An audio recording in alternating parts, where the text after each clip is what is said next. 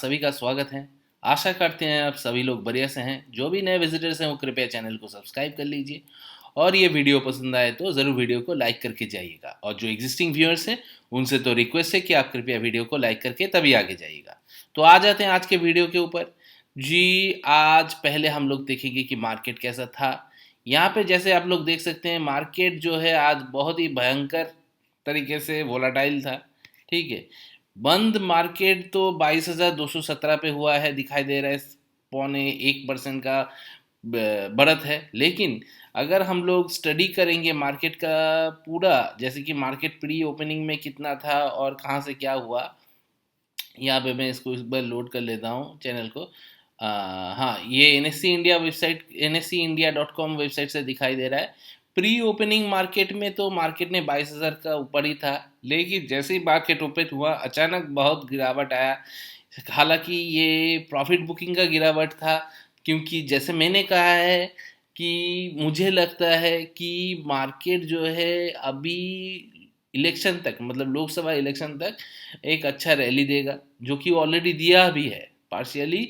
यहाँ पे मार्केट ने 22,000 टच भी किया है, ऑल टाइम हाई भी किया आज 22,217। ठीक है, क्योंकि यहाँ पे देखिए जैसे ही गिरावट हुआ यहाँ पे बायर्स आ गए। एफआई ने बहुत मतलब जम के गिरावट किया था, तो डीआईएस ने जम के खरीदारी की। ठीक है, क्योंकि कोई भी नहीं चाहेगा कि आपका इलेक्शन के पहले मार्केट गिरे या फिर इलेक्शन के बाद में मार्केट गिरे। ठीक है, इलेक्शन के बाद अभी के हालात के अनुसार लगता है कि मार्केट तो चलेगा। ठीक है, ऑल टाइम हाई टच करेगा, मतलब वहाँ पे बुलिंग मतलब बुल भारी रहेगा। ठीक है, तो वैसे ही ये हुआ। यहाँ पे जैसे ही इसने बियर यहाँ पे थोड़ा भारी हुआ, मार्केट लाल पे आया, फिर यहाँ पे आपका एक बाइंग आई। ठीक है, और यहाँ पे बाइंग आके मार्केट एकदम 22,219 को टच करके 234 को भी टच किया, 244 को भी टच किया, 22,244 को भी टच किया और अपना लाइफ टाइम हाई बनाया। बनाने के बाद 2017 में क्लोजिंग दिया। ठीक है, ये तो था रहा निफ्टी 50 का। लेकिन अगर आप देखेंगे कि नेक्स्ट 50 का, तो यहाँ पे आपका 1% का चढ़ाई थी। ठीक है, मिड कैप में करीब करीब 1% का चढ़ाई थी। निफ्टी बैंक में आपका करीब करीब 0.21% का आपका गिरावट था। और फिनेंशियल सर्विसेज पे यहाँ पे भी 0.10 का आपका गिरावट था। ले, लेकिन जैसे कि बाकी सभी सेक्टर्स और या फिर आप कह सकते हैं इंडाइसेस अच्छा थे, तो जैसे कि मिड कैप हो गया, स्मॉल कैप हो गया, मिड कैप सिलेक्ट नेक्स्ट 50 हो गया, तो इसकी वजह से क्या हुआ, यहाँ पे मार्केट ने एक अच्छा रैली दिया और ऑल टाइम हाई बनाया। तो इस ऑल टाइम हाई में हम लोगों ने कोई भी प्रॉफिट नहीं बुक कर पाया, क्योंकि हमारे पास अभी भी 6% का टारगेट नहीं आया है। लेकिन हमने एक बाइंग जरूर की। ठीक है, और किस में बाइंग किया, वो बाइंग हम लोग यहाँ पे दिखाते हैं आपको। जी देखिए, हमने बाई किया है आज PSU 20 को। ठीक है, PSU 20 जो है वो PSU बैंक 20 के ऊपर है, मतलब PSU बैंक 20 ऐसा बोल के आप अगर सर्च मारेंगे ग्रो के वेबसाइट में PSU बैंक 20, तो ये आपका आ जाएगा। ये एक ETF है जो कि, जैसे कि, माफ कीजिएगा दोस्तों, अच्छा थोड़ा यॉर्निंग आ रहा था। हाँ, यहाँ पे जैसे कि आप लोगों को पता है निपॉन ईटी, ये चैनल जो है ETF के ऊपर ज़्यादा हम लोग यहाँ पे डिस्कस करते हैं, क्योंकि हम लोग ETF को सेफ मानते हैं डायरेक्ट शेयर से, क्योंकि यहाँ पे कलेक्शन ऑफ शेयर्स हैं। ठीक है, एक नहीं चलेगा तो दूसरा चल जाएगा, दूसरा नहीं चलेगा तो तीसरा चल जाएगा।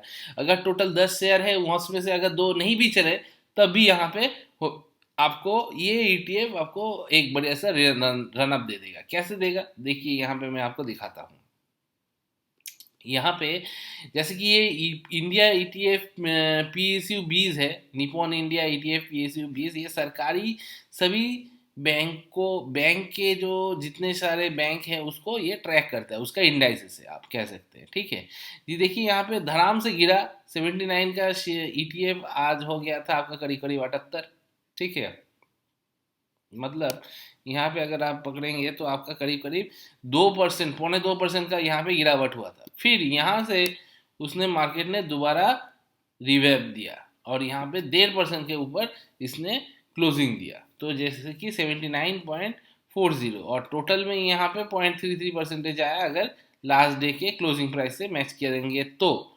और यहाँ पे 1 वीक में देखिए कितना मिला है, 1 वीक में भी कोई कुछ खास नहीं है, 0.75 रेड है।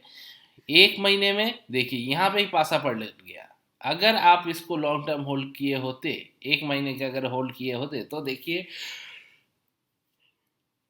आपको 22% का प्रॉफिट हो रहा है। मतलब 1 लाख लगाएंगे तो 1,22,000 हो गया होगा, ठीक है, एक महीने के अंदर। और एक ईयर के अंदर करते तो आपका पैसा ऑलरेडी डबल हो जाता। कोई भी बैंक में, कोई भी एफडी में, कोई भी सेफेस्ट इन्वेस्टमेंट में आपको इस तरह का रिटर्न नहीं मिल सकता था, चाहे वो गोल्ड हो जाए या सिल्वर हो जाए। ये सिर्फ आपको डायरेक्ट इक्विटी में ही मिल सकता है, क्योंकि एक साल में पैसा डबल, एक महीने में 22%। जी देखिए, और ये चढ़ता भी है ना, थोड़ा चढ़ता है उसके बाद थोड़ा गिरता है, फिर ये चढ़ता है, ठीक है, फिर ये गिरता है, फिर ये चढ़ता है, उसके बाद फिर ये गिरता है, उसके बाद फिर ये चढ़ता है। अभी चढ़ गया, अभी यहाँ से इसको आपका क्या हो रहा है, डाउन गेट आ रहा है। देखिए यहाँ पे देखिए ये रहा, मतलब करीब करीब 1.5% का गिरावट हुआ। यहाँ पे तो करीब करीब बीच में 2-2.5% भी हो गया था। तो जिन्होंने भी होल्ड किया या फिर इस गिरावट में बाइंग की है तो उनको ये प्रॉफिट मिला है। हम लोगों ने यहाँ पे अपना जो पैसा इन्वेस्ट करना था उसको हमने 3 टुकड़ों में बांट दिया है। हर एक टुकड़े के लिए हम लोग पैसा रखे हुए हैं, ताकि जब भी मार्केट में ये गिरे बीच में, अगर यहाँ पे ये बीच में गिरता है तब उस समय हम लोग इसको एवरेज आउट करेंगे। इसीलिए कोई भी ईटीएफ हो या कोई भी शेयर हो, आपको कभी भी एक साथ नहीं खरीदना है, लमसम नहीं खरीदना है। अगर आपके पास 50,000 लगाना है तो आपको एक काम करना है कि आप इसमें 2 पार्ट्स में खरीदारी कीजिए, पहले 25,000 उसके बाद 25,000, या फिर 10,000 करके 5 बार आप खरीदिए, ठीक है। उससे क्या होता है, कोई भी गिरावट आता है वहाँ पे आप अगर खरीदते हो तो आपको अच्छा वाला प्राइस मिल जाता है। मतलब एवरेजिंग में प्राइस आपका लोअर रहता है, क्योंकि हमारा मेन टारगेट क्या है, बाई लो सेल हाई। जब गिरे तब खरीदो, जब चढ़े तब अपना प्रॉफिट लेके निकल जाओ, ठीक है। उसमें हम लोग कमाओ और कमाने का लॉजिक फॉलो करेंगे। ऐसा नहीं है कि ये और भी बढ़ सकता है इसको होल्ड कर लेते हैं, ऐसा नहीं है। अगर आपने जब खरीदते वक्त जो टारगेट लिया है, अगर वो टारगेट आ जाता है तो आपको संग संग प्रॉफिट बुक कर लेना चाहिए। उससे क्या होता है, आपका प्रॉफिट का जो पैसा है वो आप दोबारा इन्वेस्ट कर सकते हो। उससे आपका क्या होता है, एक आपको बफर मिल जाता है। अगर मार्केट कुछ अचानक गिर गया तो आपका यहाँ पे जो इन्वेस्टमेंट है उसमें से आधा आपका मान लीजिए प्रॉफिट का पैसा है, तो उसमें से थोड़ा कम हो जाएगा, बाकी हम पैसा निकाल लेंगे, ऐसा हो सकता है ना। यहाँ पे देखिए, एक साल में अगर हम लोग देखते हैं 22%, 95% का प्रॉफिट है। तो अगर 1 लाख लगाए होंगे तो 1,95,000 हो गया है, 1,95,000 हो गया है। तो उसमें से हम लोग 1.5 लाख निकाल देंगे, 45,000 है।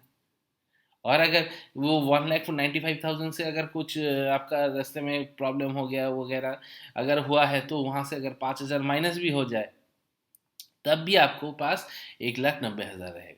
तो ये किस लिए हुआ, ये इसलिए हुआ क्योंकि मैंने प्रॉफिट बुक किया था, है ना। उसी तरह से यहाँ पे देखिए 3 साल में रिटर्न दिया है 200%, ठीक है, 5 साल में दिया है 150% का रिटर्न। और ये ईटीएफ कौन कौन से शेयर्स में ट्रैक करता है वो भी आप लोग देख लीजिए। उससे पहले हम लोग आपको दिखा देते हैं इंडेक्स में इसका कैसे रिटर्न है। पीएसयू बैंक भी इसका आपका इंडेक्स में रिटर्न 5 साल का 15% करके सीएजीआर है, 3 साल का 13% करके है सीएजीआर है, और 1 साल का कैटेगरी एवरेज में आपका 26.4 है, ठीक है। तो ये एक बहुत बढ़िया ईटीएफ है, क्योंकि ये आपका इंडेक्स के जैसा रिटर्न दे रहा है, वो भी जनरल इंडेक्स के जैसा, ठीक है, थीमेटिक इंडेक्स नहीं। जैसे कि यहाँ पे ये पीएसयू बैंक भी थीमेटिक है, क्योंकि अभी सरकारी बैंक हो गया या फिर नॉर्मल बैंक हो गया, ये सभी गिरा हुआ है, ठीक है। तो उस समय में हम लोग क्या कर सकते हैं, उसको यूटिलाइज कर सकते हैं। ये देखिए यहाँ पे एम साइज कितना है, मतलब इस फंड में कितना पैसा रखा हुआ है। देखिए यहाँ पे फंड में रखा हुआ है 2,189 करोड़। पी रेशियो सिर्फ 8, मतलब 8 रुपये 59 पैसा। यहाँ इतना खर्चा करेंगे तो आपका 1 रुपये आएगा, ठीक है। यहाँ पे नंबर ऑफ स्टॉक्स है 12, एक्सपेंस रेशियो है 0.49। कौन कौन से स्टॉक्स है देख लीजिए, सरकारी कंपनी है सभी, स्टेट बैंक ऑफ इंडिया है, बैंक ऑफ बड़ौदा है, पीएनबी है, कैनरा बैंक है और यूनियन बैंक है। उसके बाद इंडसनेट बैंक है, बैंक ऑफ इंडिया और बैंक ऑफ महाराष्ट्र भी है यहाँ पे, ठीक है। और यहाँ पे कोटक में देखिए, Kotak Nifty PSU bank ETF, ये आपका खरीदने का बात है तो आप खरीद लीजिएगा, ठीक है। यहाँ पे ICICI prudential Nifty PSU bank ETF. अच्छा, उसके बाद देखिए DSP Nifty PSU bank ETF, ये भी बहुत बहुत बढ़िया आपका है, ठीक है। लेकिन फंड साइज देखिएगा, अगर आपका निपॉन के बाद कोई बड़ा फंड साइज है तो वो है कोटक निफ्टी का, ठीक है। यहाँ पे 1359 करोड़ का इन्वेस्टमेंट है या फिर फंड साइज है, ठीक है। तो इस ईटीएफ को हम लोगों ने खरीदा है। हम लोग इसको इसमें 3 पार्ट्स में खरीदेंगे। हर एक पार्ट में गिरावट होना चाहिए, लास्ट वाले से प्राइस कम होना चाहिए, तभी हम लोग खरीदेंगे। ये रूल मान के आपको काम करना है। अगर आप काम करना चाहते हो तो, और ये स्टडी आपको देख के आपको अच्छा लगा है तो आप इस तरह से काम कर सकते हो, ठीक है। यहाँ पे कोई भी डायरेक्ट बाई और सेलिंग रिकमेंडेशन नहीं है। हम लोग कोई सेबी रजिस्टर्ड एम्प्लॉय नहीं है।